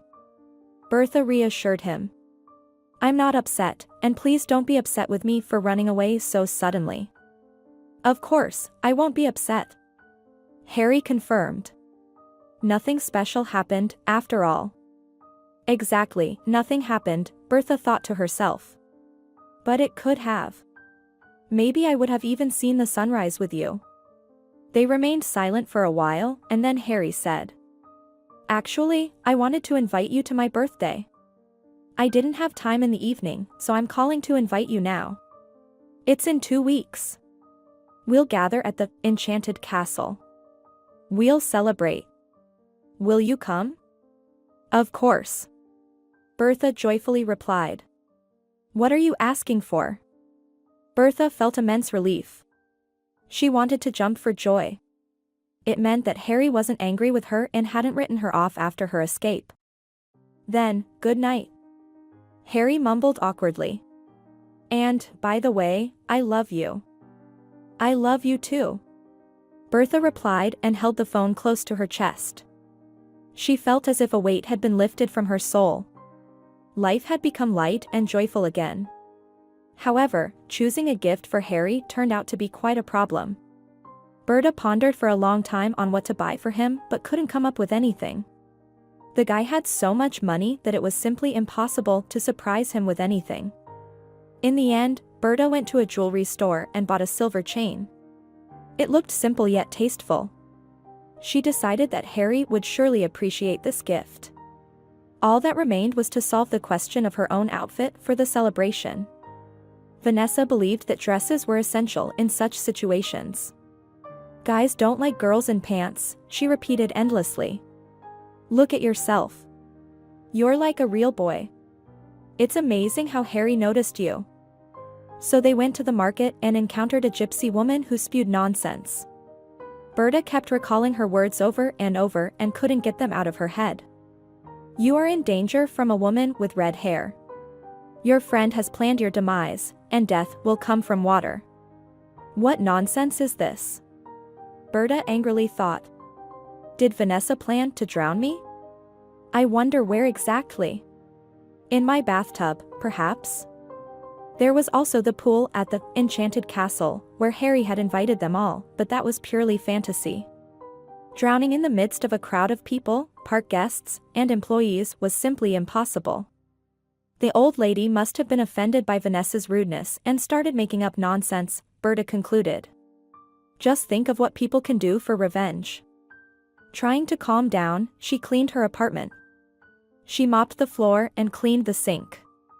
Her hands were busy, but her mind continued to dwell on the gypsy's words. Your friend has planned your demise. If that were the case, what could Vanessa's motives be? She's the best at everything, bright, always the center of attention for guys. Next to her, Bertha always felt like an empty space through which people looked because there was nothing to grab onto. If anything, it was time for her to think about how to eliminate such a dangerous rival. Vanessa was always one step ahead. Always. Except for that encounter on the road that happened many weeks ago when they met the guys. That evening, for some reason, Harry paid attention to Bertha, not her stunning friend. Bertha froze with a sponge in her hand, not noticing that water was dripping from it onto the floor. So, that's what it's all about. Vanessa always acted strangely somehow. Whenever the conversation turned to Harry, during their first meeting, she herself laid her eyes on this guy, not on the scary Carl, who only attracted her because of his wealthy parents. Could this be the answer? Did Vanessa have her sights set on my place? Did she want to be Harry's girlfriend? But to go as far as murder for that? No, it's impossible. They've been friends since school. Vanessa would never do such a thing. There was a knock on the door. The wet sponge slipped from Bertha's hand. Wiping her hands on her own t-shirt, she headed to the hallway. Who's there? She asked, for some reason thinking about the gypsy. Perhaps that woman forgot something and came back for her belongings. She almost wished it was Virginia. There were many things she needed to ask her. Vanessa's voice answered. It's me. Are you still alive, my friend? I came to check on you. How are you doing with your guest? Berta reached for the lock but hesitated at the last moment. The ominous predictions of the gypsy prevented her from opening the door. Everything's fine, she replied. That woman has already left. She didn't stay with me for long. She took a pill and she felt better. Vanessa paused and asked in surprise. Why didn't you open the door for me, Berta? I'm starting to worry. Is it really you in there? Open it right away, or I'll call the police. What's going on with you? There was no way out. Berta sighed and opened the door. Vanessa gave her a suspicious look, entered the hallway, looked around, and nodded in satisfaction. Those awful red shoes aren't here. So, everything's normal. Why didn't you open the door? The lock got stuck, Berta lied. Come in. I'll make some tea now.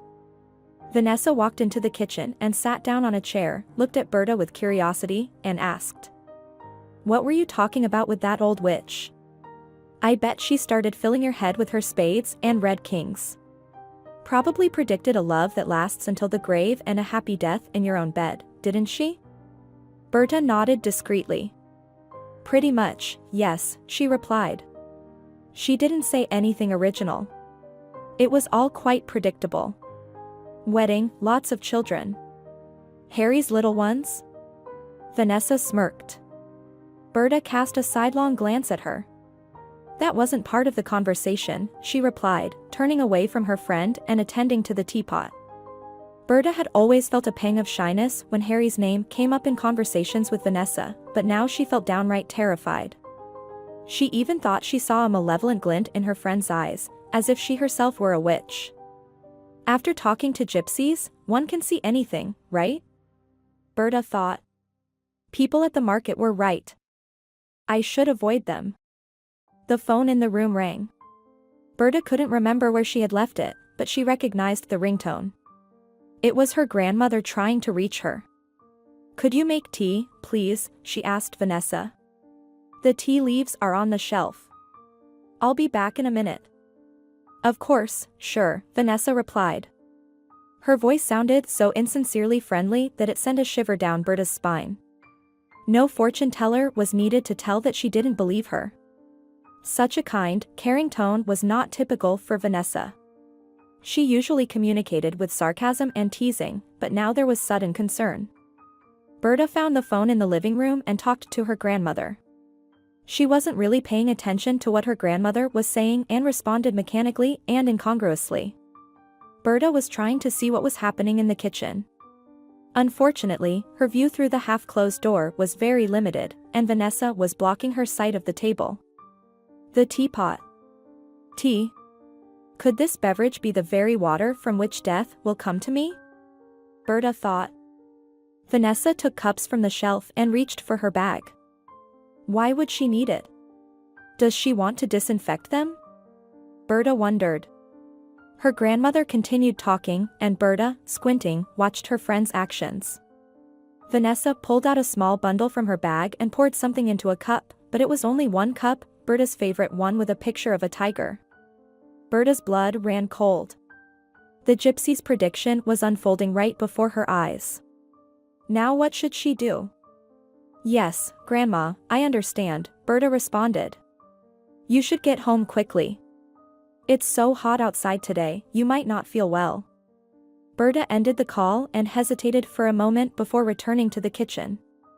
Above all, she wanted to escape, screaming in terror because her friend had turned into a monster. Vanessa pushed a cup of tea toward her with a broad smile on her face.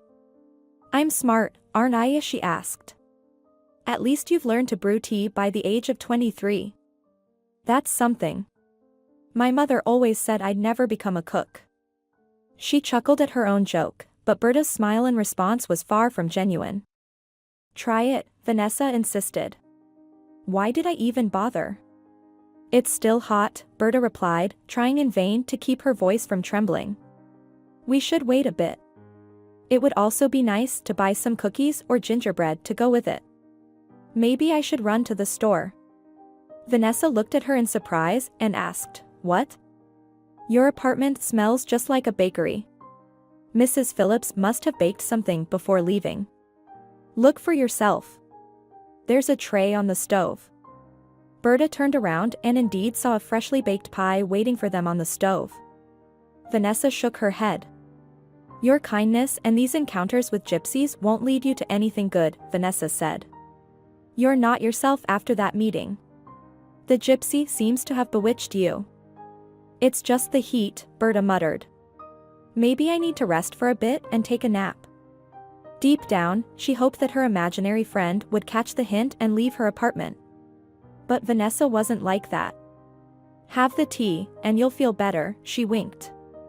You'll see. I'm a real magician. Berta slowly picked up the cup from the table, contemplating her next move. Should she spill the tea in the sink? Or perhaps directly into Vanessa's face so she could experience her own magic? Then she'll strangle me with her bare hands, Berta thought. Look at how eagerly she's waiting. It seems Vanessa is capable of anything. Berta stared at the tea, which appeared just as harmless as always. Who would have thought that death would look so innocent? To our health. Vanessa cheerfully exclaimed, raising her cup. And to both of us getting married successfully. Berta was about to place the cup on the table and say that she had absolutely no appetite when the doorbell rang. She dropped the cup from her hands, spilling all the tea on the floor, splashing both herself and Vanessa.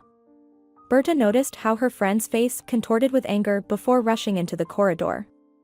The doorbell kept ringing. The next guest turned out to be Mrs. Yang, the same old lady Berta had met on her way home. Forgive me for bothering you, Berta, Mrs. Yang whispered. I just can't stand that woman you brought home. Me? Vanessa asked irritably, peeking out from the kitchen. Judging by her friend's face after the failed tea incident, she was in a terrible mood, and the visit from the neighbor was unlikely to improve it.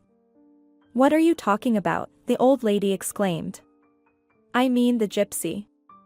Berta. Is she still here? Maybe I can help you show her the door if you're too shy to do it.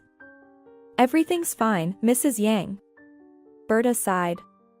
Don't worry about it. That woman has already left.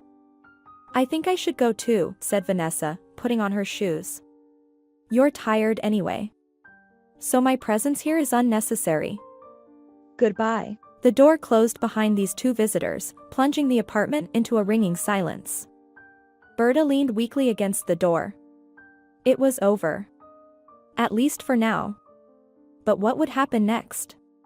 How could she communicate with Vanessa, knowing that she had attempted to take her life? Harry's birthday was slowly approaching, and Berta still hadn't found the right outfit. To be honest, she had given up on the search altogether. She had neither the energy nor the mood. She also rarely saw Harry lately. He had some project at work, and he often worked late at the office. But one day, Berta couldn't take it anymore. I have to see him, she told herself. Today. Otherwise, I won't be able to stand it. Avoiding encounters with Vanessa, she found herself completely alone. Berta decided to go to Harry's place. I'll wait for him on the staircase. I'll prepare a surprise. She didn't want to imagine what it would look like. She just wanted to see Harry. Berta only hoped he wouldn't come back too late. She understood that after her recent escape, this late-night visit would seem quite absurd. To her surprise, music could be heard from Harry's apartment. Berta stopped and listened. Maybe the cleaning lady is amusing herself this way? Turned on the radio to make dusting less boring? Berta pressed the doorbell button, but there was no response. She pressed it again. Footsteps were heard from behind the door, and Harry's voice asked in irritation. Who else is it? Without waiting for an answer, he flung the door open. Berta stepped back to avoid getting hit by the door and stared in surprise at her boyfriend. He was utterly speechless and stared back at her in silence. Harry's appearance was far from professional. His hair was disheveled, and he was wearing a bathrobe. "I thought you were at work," Berta finally said. Harry continued to remain silent as if he were frozen. From behind him, a familiar voice was heard. "Darling. What took you so long?" "I've been waiting." Berta watched in horror as Vanessa emerged from the room. She emerged, there was no other way to describe her proud stride. She was also half-dressed, just like Harry, and she grinned brazenly. Her arrogant smirk didn't disappear even after she saw her friend at the doorstep. It seemed to widen even more. Berta couldn't bear it and, without waiting for the elevator, rushed down the stairs. Harry shouted something after her, but she didn't hear it. Her only desire was to get away from there as quickly as possible. As Berta ran to the bus stop, the rain began. She was even grateful for it because the pouring rain hid her tears. Unfortunately, finding refuge on the bus was impossible. The conductor looked at her strangely. But apart from the usual, "How will you pay for your fare?" she didn't say anything. Berta handed her the money and waited for the change. Her phone rang in her purse. She stared at the screen for a long time, hesitant to answer. But eventually, she brought the phone to her ear. "Hello," she whispered. "Berta, where are you? Have you gone far? Please, come back. We need to talk." Harry spoke so fast that some of his words were impossible to discern. "I don't need anything anymore," Berta interrupted him. "I think everything is clear without words." "You haven't understood anything," Harry retorted. "Your friend. Well, she ended up in my apartment accidentally. It's just a stupid misunderstanding. Do you understand?"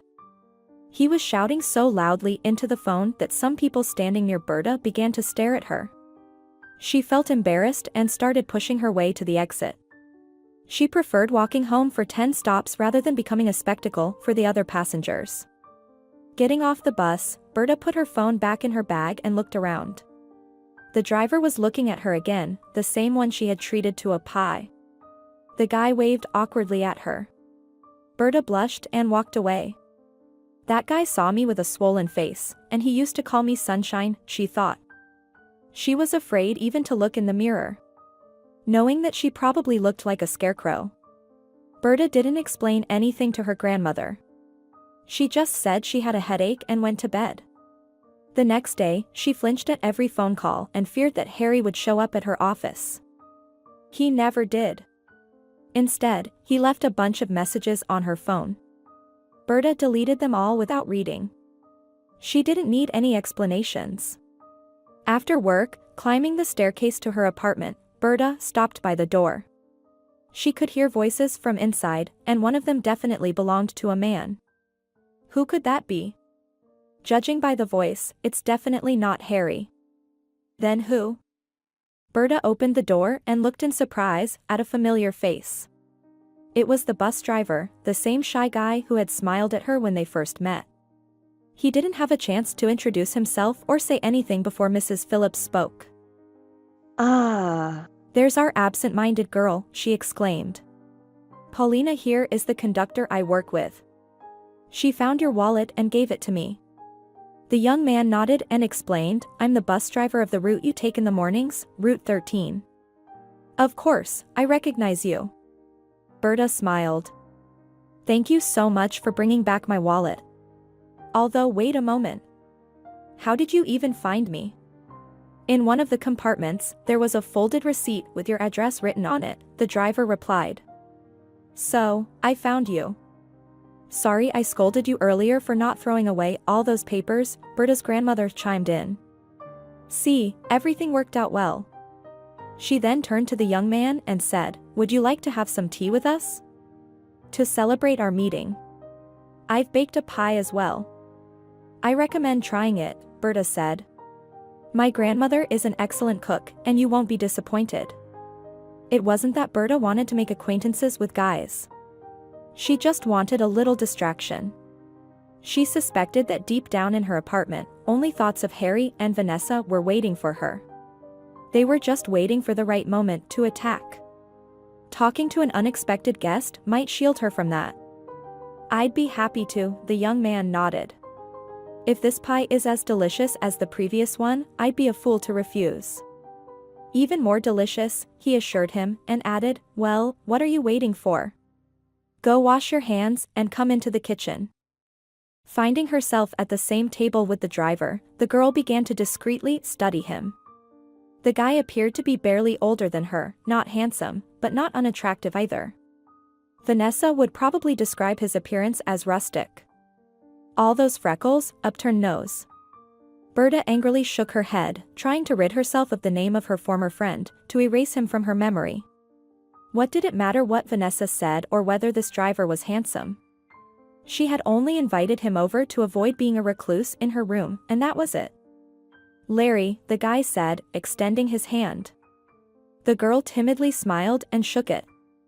I'm Berta, and this is my grandmother, Mrs. Phillips, she said. Feel at home here. Of course. Drop the formalities, the elderly woman remarked with a hint of impatience. I'm about to turn 70, not you. I'm all for it, the guy agreed. I'll probably prefer this kind of communication even when I'm 70. I don't like pretentiousness. Likewise, I guess, Berta chuckled. That's why I work as a nurse. Good profession, the guy approved. Helpful. I'd rather do this than be some kind of model, just plumping up lips and watching my weight. By the way, one of the nurses once saved my father's life. He felt unwell on the bus, and this woman happened to be nearby and came to help. I'll be grateful to her for that for the rest of my life. And is that why you decided to become a bus driver? Berta asked. Did you think you could also help someone? No. I didn't have such grand aspirations, the guy replied. It just turned out to be difficult to find a job in my field with my diploma. Who needs architects nowadays? So, I ended up as a bus driver. At least there'll be some benefit from me. What do you do in your free time, Larry? Mrs. Phillips asked. Your whole life can't be about driving, can it? Of course not. In my heart, I love hiking. Forests, lakes, campfire songs, that's all me. Being a bus driver is just a necessary measure. After all, I need to make a living somehow. Larry and Mrs. Phillips engaged in a lively conversation while Berta watched her grandmother with surprise. Her grandmother had never meddled in other people's lives and rarely showed interest in new people, so why was she suddenly talking so much? Watching them, the girl gradually tuned out of the conversation and stopped hearing what was being said. Sometimes, her grandmother or Larry would address her, but all she did in response was nod. She herself didn't know what she was agreeing to. She just wanted them to leave her alone. The scene she had witnessed in Harry's apartment, where she had become an unwitting witness, continued to haunt her thoughts. Her best friend with her own boyfriend. There was no way to describe such an act other than as a betrayal. All right. I should probably get going, Larry said, glancing at his watch and getting up from the table. Thanks for the hospitality. Everything was delicious. I'd be happy to see you again. Goodbye. What was that about? Berta asked in bewilderment as the door closed behind Larry. Did you agree on something while I wasn't listening? Less daydreaming, perhaps? Mrs. Phillips chided gently. Such a nice guy. Babushka, what does this have to do with anything? Berta protested. You know I already have a fiancé. She said this and faltered. Did she even have a boyfriend anymore? Maybe she did before, but after what had happened the day before, she definitely didn't. However, that didn't mean she wanted to throw herself at the first person she met. I'm going to bed, she declared decisively. Good night. You too. Mrs. Phillips replied. Try to get a good night's sleep. You'll need your strength tomorrow. Berta preferred not to ask any more questions. She was too tired to decipher riddles. She had tossed and turned in bed all night, trying to fall asleep, and in the morning, she was awakened by her alarm clock. Berta struggled to open her eyes, puzzled about what was happening. Had she forgotten to turn off the sound or mistaken the day of the week?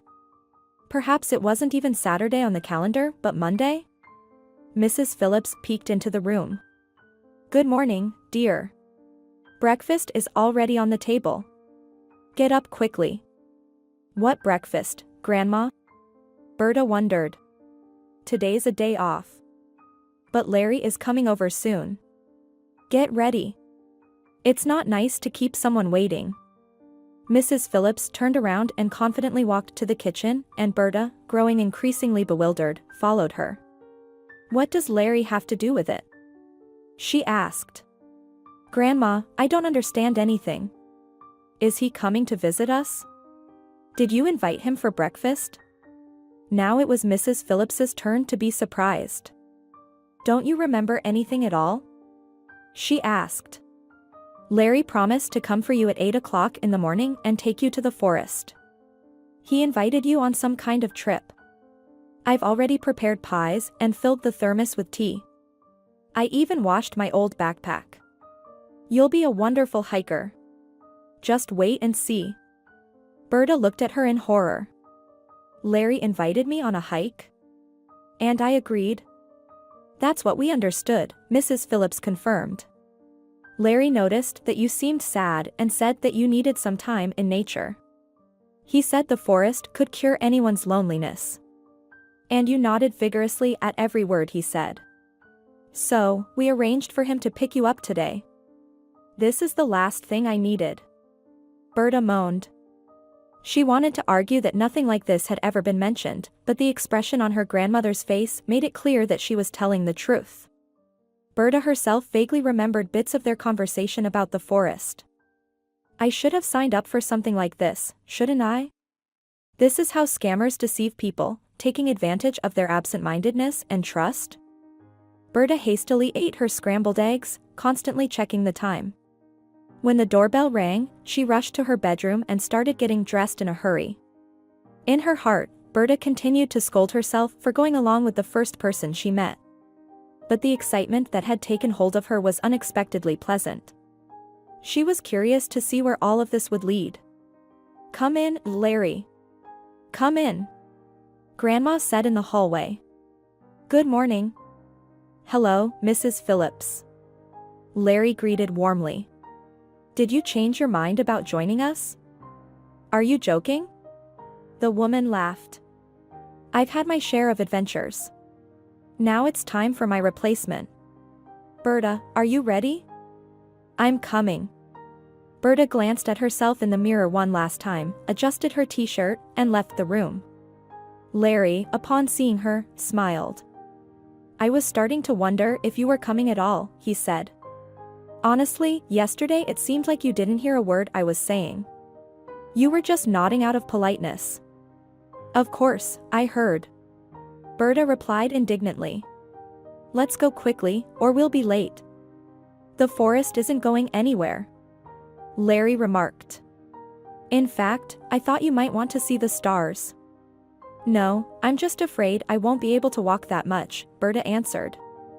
"Don't worry about that. If necessary, we'll carry you on our shoulders," Larry reassured her. "It's no big deal." "Who's a we?" she asked suspiciously. "My friends," Larry replied. "I told you yesterday. There will be about 20 of us today, maybe even more. It'll be fun." Berta fell into an even greater panic. So, she would have to wander in the forest not with just one Larry, but with a whole crowd of experienced hikers? Yes, they would make fun of her.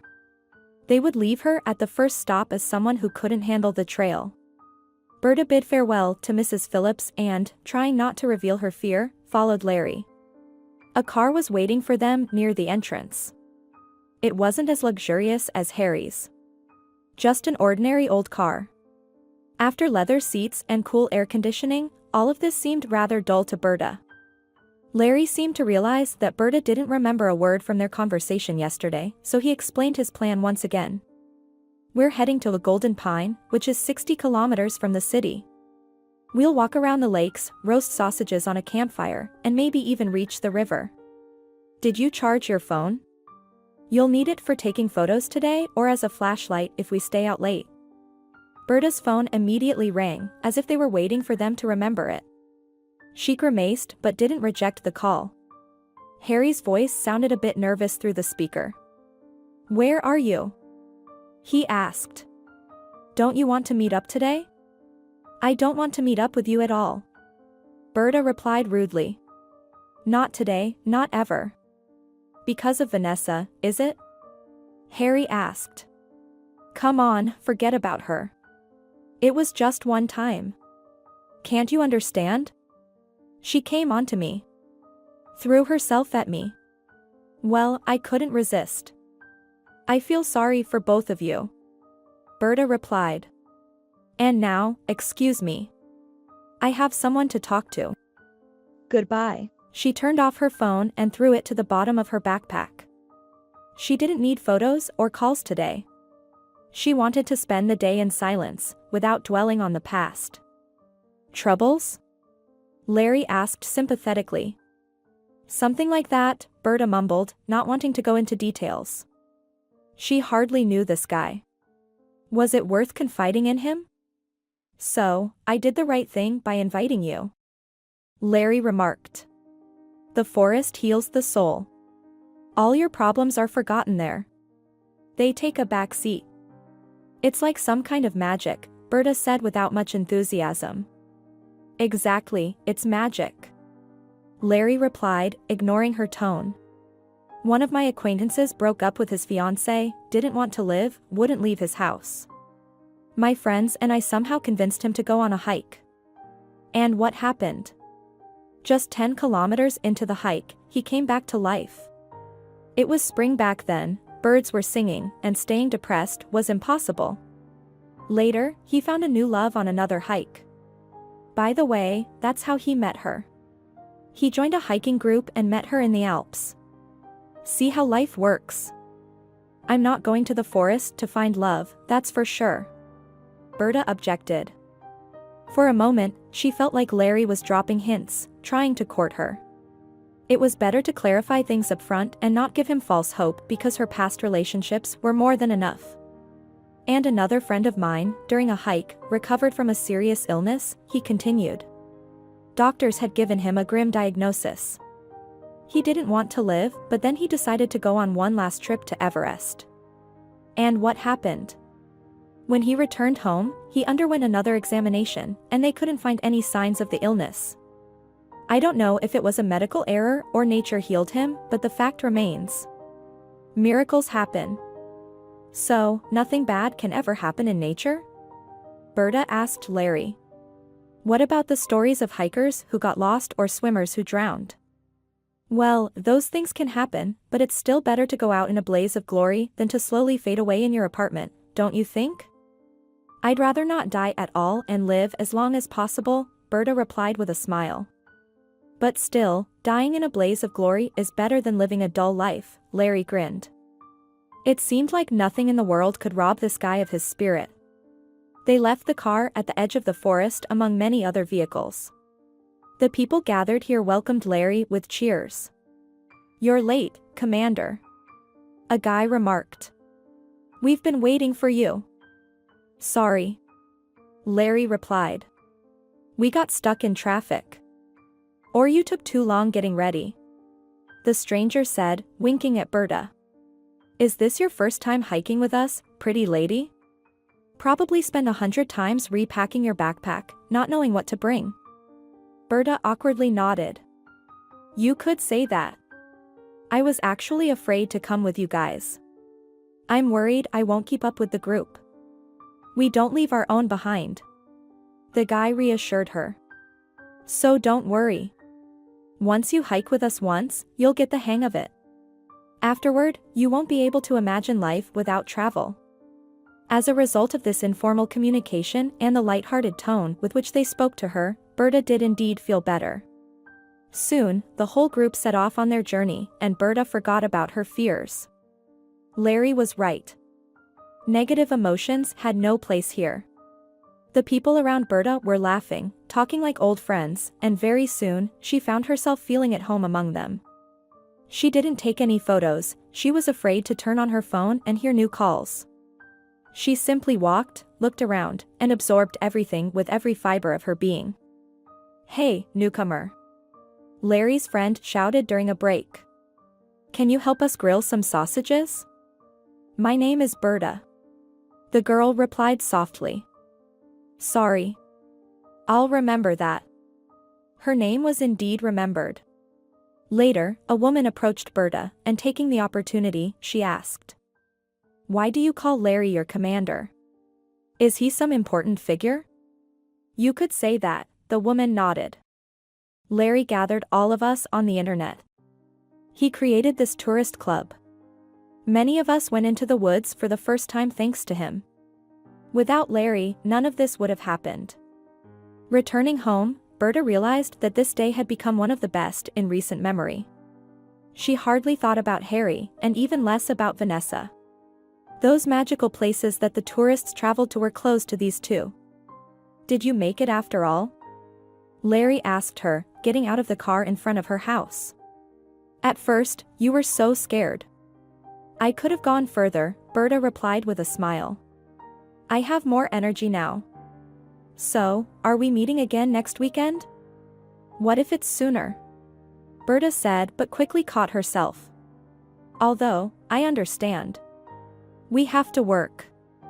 No time for trips." "My head is spinning from it all." Larry paused for a moment but then nodded. "I have an idea. Let's meet on Wednesday. We'll have a great time." And without a second thought, Berta agreed. That Wednesday, they went rollerblading, and on Saturday, they headed into the woods again. This time, Berta woke up even earlier than the appointed time. She packed her backpack and brewed some tea for herself. Harry's birthday was approaching, but Berta tried not to think about it. She threw herself into her work, forgetting about troubles in the great outdoors.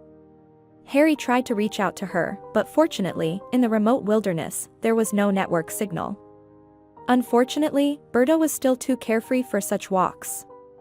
She slipped and fell to the ground while gazing at a singing bird in the branches. Larry rushed to her. "Are you okay?" he asked with concern. "Can you get up?" "I'm fine," the girl smiled. "I'm not made of glass." She took Larry's hand, tried to stand up, but then a sharp pain shot through her right ankle. She would have fallen again if Larry hadn't caught her. "It seems like a sprain," Berta mumbled. "I'm sorry." "What for?" Larry was surprised. "I should apologize. I got carried away chatting with the guys and didn't watch out for you." His friend approached them and asked, "What's the problem here?" "It seems like a sprain," Larry replied, examining the girl's leg. "Doesn't seem to be a dislocation." "But there is a problem, after all," the guy noted. "We still have 4 kilometers to the parking area. How are we going to get there?" "I can walk," Berta hastily replied. "I just need some kind of stick." "So you can hurt yourself even more?" Larry asked. "There's no way we're doing that." "But then what do I do?" Berta wondered. "I'll carry you." Larry handed his backpack to his friend and lifted Berta into his arms. Berta was taken aback for a moment, but then she tried to wriggle free. "What are you doing?" she exclaimed. "Let me go. I can walk on my own." "What kind of a man would I be if I allowed you to make fun of yourself?" Larry responded to her question with another question. "I can handle it. Besides, you're not that heavy. No heavier than the backpack I carried to the Alps." That's the highest compliment Larry could give. His friend confided. He doesn't give compliments like that to just anyone. So, take pride in it. "Well, what should I do then?" Berta was at a loss. "I don't want to be a burden to everyone." "How about you sing?" another guy suggested. Our Larry loves songs. "That's true," Larry admitted with a smile. "I prefer something folk. I'm quite conservative in these matters." Berta closed her eyes in embarrassment and started singing. First, some military songs, and then love songs. She expected people to laugh at her. Berta's voice was weak, but to her surprise, new voices joined in around her. First the girls, and then the guys joined in the songs. Soon, they were surrounded by a chorus of cheerful voices. They walked very slowly, but nobody rushed Larry. Sometimes they all stopped and rested. Berta returned home later than usual but greeted her grandmother with a joyful smile. "It was the best walk of my life," she said. "But maybe not for Larry." "It was the best for me too," Larry assured her as he gently placed her on the couch. "I've never heard so many songs in one go, not even at a concert." "Thank you so much." Berta sincerely thanked him. "You know, I couldn't have imagined that you, all of you, would be so kind to me. You had a rather low opinion of us." Larry chuckled. "All right, I'll go now. Get well soon. You have to be in shape for the next trip." "I'll try." Berta sighed. "It's a shame I won't be able to go with you tomorrow. I really wanted to see that famous lake you were talking about."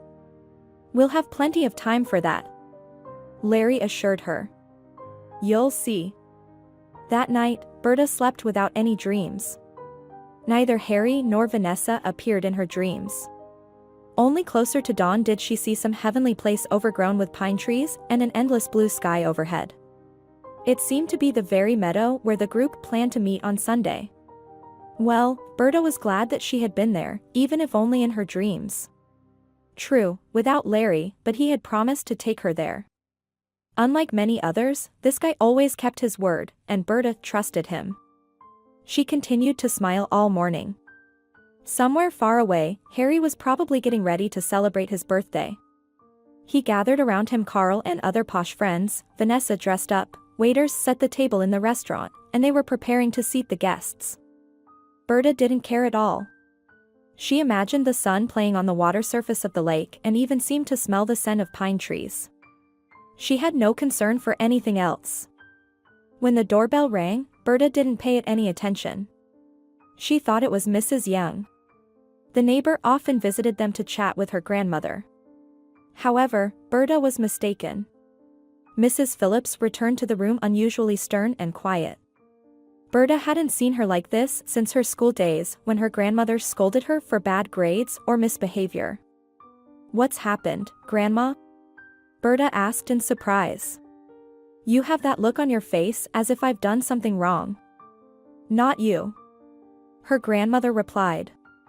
"Someone else. There's a guest for you." "What other guest?" Berta asked. Apart from Vanessa, no one else had visited her, but that was now a thing of the past. "It's me," Harry replied, appearing at the door. "Can I come in, or are you going to throw me out of the apartment like your grandma tried to?" "Mrs. Phillips," the woman said sternly, as if the word grandma was an insult coming from this person. "Nice to meet you," Harry muttered. "And I'm your granddaughter's boyfriend." "Ex-boyfriend," Berta corrected him. Mrs. Phillips looked at her and asked, "Will you talk to him?" "I have to," Berta sighed. "Can't you see, Grandma, he won't leave me alone." "If you need anything, I'll be nearby," Mrs. Phillips said and, casting a warning glance at Harry, left the room. She left proudly, and the guy nervously chuckled. "Your grandma should work as a bouncer at a restaurant. She can scare a person with just one look." "Why did you come here?" Berta asked him. "What do you want?" "It's your birthday today." "As far as I remember," Berta noted. "Did you come for a gift?" "What's the use of celebrating when you're not around?" Harry dismissed it. "But someone else will be here. Vanessa or whoever else." The girl replied. "I remember last time you two had a great time together. It was a mistake." "I tried to explain that to you," the guy retorted. "Your friend, she's quite a piece of work. I didn't want to tell you. I thought it was wrong to meddle in your relationship, but she just wouldn't leave me alone. She was seeing Carl but bombarding me with messages. She'd lurk near my workplace, drop hints, and one day she even came to my home. That evening when you came over. And she broke down your door and made you undress? Berta continued. Vanessa is quite the agile one. I didn't know she was capable of such things. Don't be angry, please. Harry unexpectedly responded in a tired tone. Don't you see that I regret it all? I regret that all of this happened. Berta shrugged. So what? It's over between us. Let me go, Harry. The guy shook his head. It's not over yet. I have a proposal for you. What? Berta asked in astonishment. At the word proposal, quite vivid images flashed in her mind.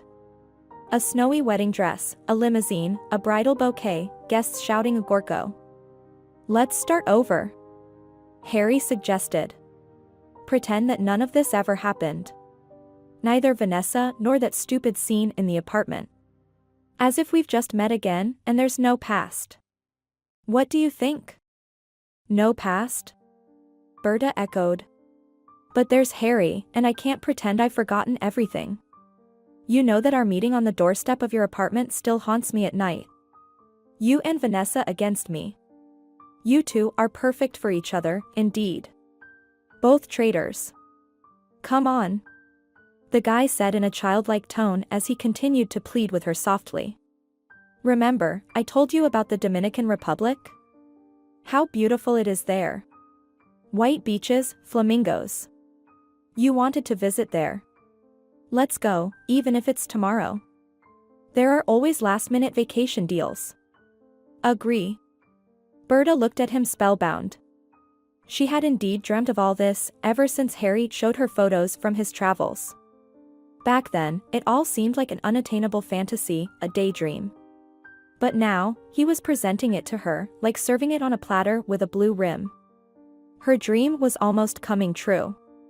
Only one thing remained, to forget the betrayal, to pretend that Harry's betrayal was just a figment of her imagination. The doorbell rang again. The enchantment dissipated. Berta found herself back in her apartment. She sat in the old, worn-out armchair. Dreams of white beaches had dissipated like smoke. Who else did it bring here? Harry grumbled in annoyance. Mrs. Phillips appeared at the doorway, and in a solemn tone, as if announcing the arrival of an important person, she said. Berta, you have another guest. Larry appeared in the doorway. He waved at Berta but then saw Harry and became awkward. Good day. Larry mumbled. Are you Berta's relative? I'm her fiancé, Harry replied with a tone of superiority. Just an acquaintance, his girlfriend corrected. And why aren't you on the hiking trip, Larry? I thought you were already on your way. I decided that the guys can manage without me, the guy replied. But I'm needed here. How do you feel about going to the waterfront? My car is parked downstairs. Of course, I'll help you get there. We can sit on a bench, watch the sunset. Berta looked at the frozen Harry. I can't fly anywhere with you today. I have other plans, and tomorrow too. What do we have planned for the next weekend? A waterfall. The guy replied enthusiastically. If you're feeling better by then. Berta smiled at Harry. It seems my life is scheduled for months ahead, and there's no place for you in it. I'm sorry, Harry. You came with your proposals too late. Harry looked at Berta, at Larry, who was getting more and more embarrassed, and then turned and left the room. Moments later, the door in the hallway slammed shut. Silence settled in the room. The young people didn't know how to address each other. Is he really your fiancé? Larry finally asked. Ex-fiancé, Berta replied. Actually, looking back, he couldn't even be called a fiancé. I don't even know what we had. And what about me? Larry hesitated, then asked. Berta shrugged with a smile. I don't know yet, but it's something very good. Well, shall we go to the waterfront? Today is a wonderful day. I don't want to waste a minute. Larry helped the girl to her feet, and they headed to the corridor. Berta stopped at the door. Wait. I forgot something, she said. On tiptoes, she kissed him on the cheek. Larry looked both enamored and bewildered. Berta looked at him and laughed. Now I see that I did the right thing. Let's go quickly. You promised to show me a beautiful sunset.